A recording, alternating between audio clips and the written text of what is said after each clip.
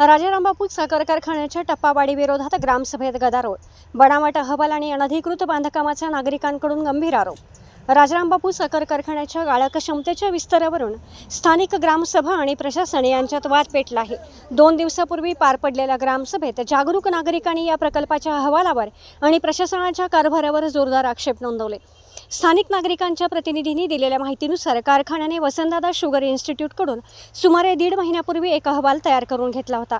हा अहवाल ग्रामपंचायतीमध्ये अभ्यासासाठी ठेवण्यात आला होता, परंतु सामान्य जनतेमध्ये याबाबत कोणतीही जनजागृती न करता तो अहवाल दाबून ठेवण्याचा प्रयत्न करण्यात आला। नागरिकांनी हा अहवाल मिळवून पाहणी केली असता त्यात मोठा घोळ असल्याचे समोर आले। गळीत हंगाम संपल्यानंतर प्रदूषण नियमांचे दाखले व प्रमाणपत्रे तयार करण्यात आली आहेत।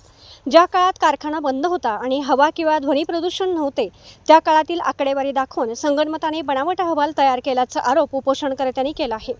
14 ऑगस्ट रोजी कारखान्याच्या गेटवर पार पडलेल्या जनसुनावणीत नागरिकांनी या अहवालावर व प्रकल्पावर लेखी व तोंडी आक्षेप नोंदवले होते।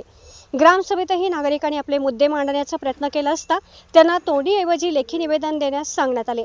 उपोषणकर्त्यांनी लेखी निवेदन देऊन त्याची पोहोच सांगितली असता प्रशासनाकडून टाळाटाळ करण्यात आली आणि अरेरावीची भाषा करत ग्रामपंचायतीला कुलूप लावून अधिकारी निघून गेले।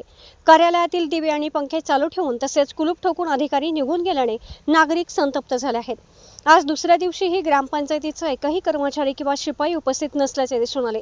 ग्रामसभेत सादर केलेल्या लेखी निवेदनाची अधिकृत पोच त्वरित मिळावी, कारखान्याकडून विनापरवाना व अनधिकृतपणे सुरू असलेले बांधकाम ग्रामपंचायतीच्या माध्यमातून त्वरित थांबवण्यात यावे। या प्रकरणी आता स्थानिक प्रशासन काय पावले उचलते आणि कारखान्याच्या अनधिकृत बांधकामावर काय कारवाई होते याकडे संपूर्ण परिसराचे लक्ष लागले आहे। ही ग्रामसभा काल जी झाली त्याचा मुद्दा असा होता की आमचा की राजाराम बापूचे जे 7000 क्षमतेचा प्रकल्प जो आहे तो विस्तारित तो 15000चा होता। मग याच्यावरती आम्ही म्हणजे 1.5 महिन्यापूर्वी ना त्यांनी वसंतदादा शुगर इन्स्टिट्यूटचा एक अहवाल कारखान्यातर्फे बनवून इथे म्हणजे प्रसारित करण्यात आला। मग तो ग्रामपंचायतीमध्ये अभ्यासासाठी ठेवलेला, परंतु ग्रामपंचायतीमध्ये तो अहवाल सामान्य लोकांसाठी जनजागृती वगैरे काही न करता तसाच अहवाल तो दाबून ठेवण्याचा प्रयत्न केला।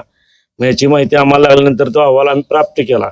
तर त्या अहवालाचं निरीक्षण केल्यानंतर आमच्या असं लक्षात आलं की याच्यामध्ये पूर्ण बोगस अहवाल तयार केलेला आहे। कारण कारखान्याचं मागील जो गळीत हंगाम आहे तो 24-25चा तो 3-3-2025ला हंगाम हा संपलेला होता। तर हा अहवालामध्ये असं नमूद केलेलं आहे की प्रदूषणाचे जलचे जे हे केलेले आहेत त्यांनी सर्टिफिकेट बनवून दिले आहेत अहवालामध्ये ते 3-3 नंतर बनवले आहेत। म्हणजे आता तुम्हाला जर एक्झाम्पल दाखवायचं म्हटलं तर 9-3 म्हणजे 9-4 असं म्हणजे अहवाल जो आहे त्या अहवालावर तारीख जी आहे ती 3-3-2025ची आहे। म्हणजे कारखाना बंद झाल्यापासून ते 31-5-2025 अशी तारीख आहे। म्हणजे ज्यावेळी प्रदूषण असतं, ज्यावेळी ध्वनी प्रदूषण हवा प्रदूषण असतं त्या काळात हा अहवाल तयार झालेलाच नाही।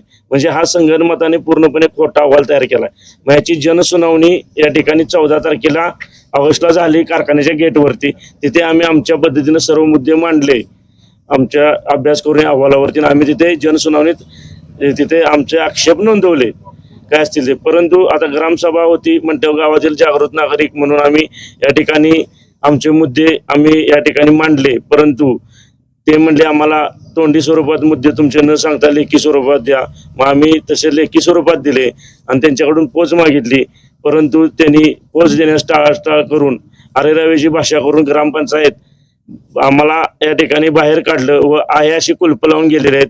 आत ग्रामपंचायतीमध्ये फॅन लाईट सगळे आत्ता आहे अशी चालू आहे आणि काल जे गेलेले आहेत ते अजूनपर्यंत एकही कर्मचारी साधा शिपाई सुद्धा या ठिकाणी ग्रामपंचायतीमध्ये आलेला नाही। तर आमच्या या ठिकाणी अशा मागण्या आहेत की काल जे आम्ही त्यांना निवेदन जे दिलं ते त्याची पोच आम्हाला पाहिजे आणि कारखान्यात जे अनधिकृत बांधकाम विना परमिशनचं चालू आहे ते ग्रामपंचायत मार्फत या ठिकाणी थांबवलं गेलं पाहिजे, हीच आमची प्रमुख मागणी आहे।